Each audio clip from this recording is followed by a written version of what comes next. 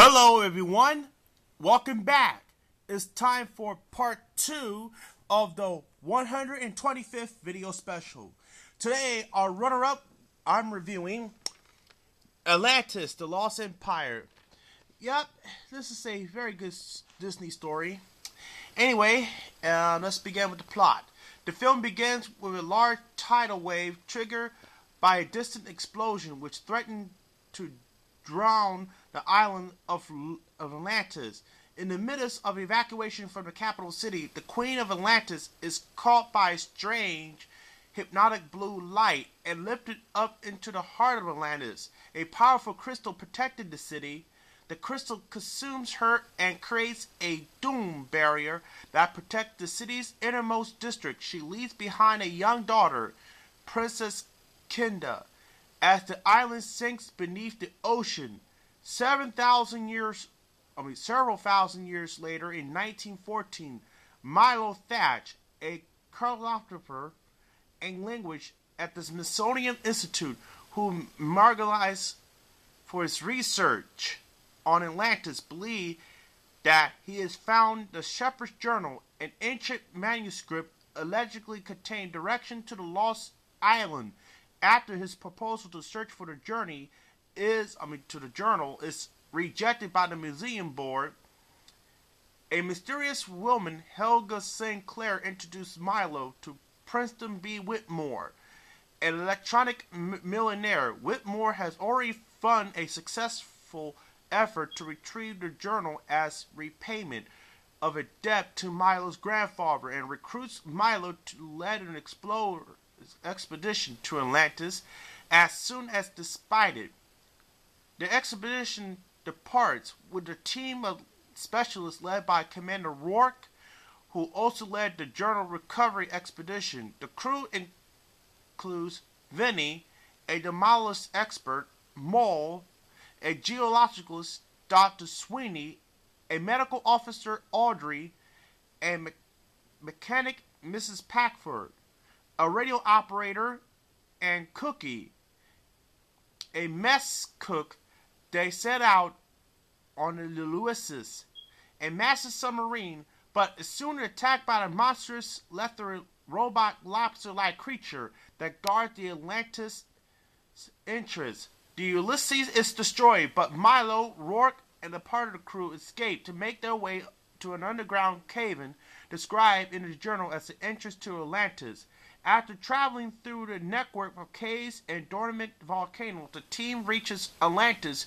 They are greeted by Kida, who, despite her age, resembles a young woman, and discover that the Atlantean language is based of many existing languages, which allow Atlanteans to understand English.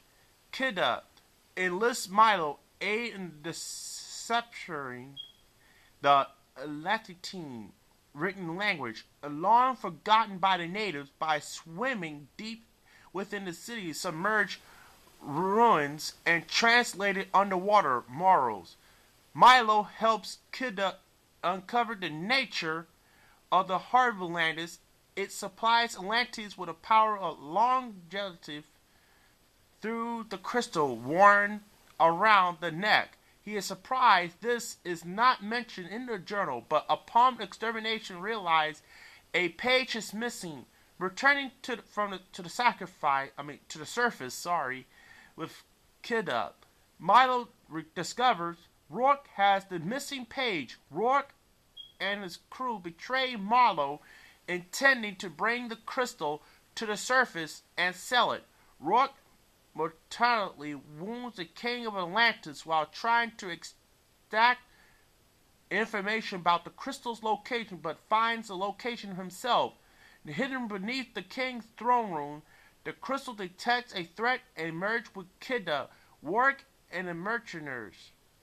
Lock Kida in a crate and prepares to leave the city, knowing that when the crystal is gone, the Atlanteans will die. Milo breaks his friends for betraying their conscience and ultimately convinced to leave Rourke and remain in Atlantis. The king explained to Milo that the crystal had developed a consciousness it will find a royal host when Atlantis is in danger. As he dies, he gives the crystal to Milo, telling him to save Atlantis and Kida. Encouraged by Sweet Milo, rallies the crew and Alexei to stop Rorik. In the battle inside the volcano, Helga and the other mercenaries are defeated, including Rorik, killed when Milo slashes his arm with a crystal shard and then collides with a sharp propeller. As Milo's and others fly the crystal back to the city, the volcano erupts with lava flowing towards the city. Kida, in her crystal form, rises into the air and creates a protective shield. The lava breaks away harmlessly, slowing and restoring Atlantis, and the crystal returns to Kida. To Milo, the surviving crew members return to the surface and promise to keep the discovery of Atlantis secret. Milo is in love with Kida, stays behind to help her rebuild the lost empire. This is a magnificent story, and this is, sadly, this is Jim Varney's last movie before he died. This movie is developed by language consultant Mark Okrand, who did the Klingon language in the Star Trek movies. The movie stars Michael J. Fox, voice of Michael J. Fox as Milo Thatcher. Also, Cree Summers, James Garner, Corey Burton, Claudia Christine, John Mahoney, Lloyd Bridges, but he died. Phil Morris, Leonard Nimoy, Don Neville, Jacqueline O'Brien, Florence Stanley, David Ogen Stiers, and Jim Varney. Yep. It's a great movie. I really love it. Let's take a look. Here we have the spine. Back. Fun and excitement, says the Washington Post. Still pictures from the movie. It is fantastic.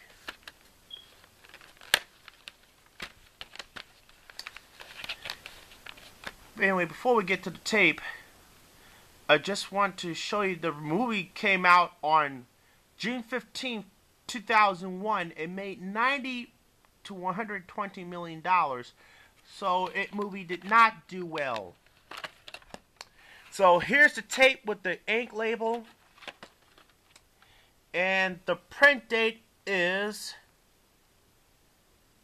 November 26, 2001. Stick this back in there.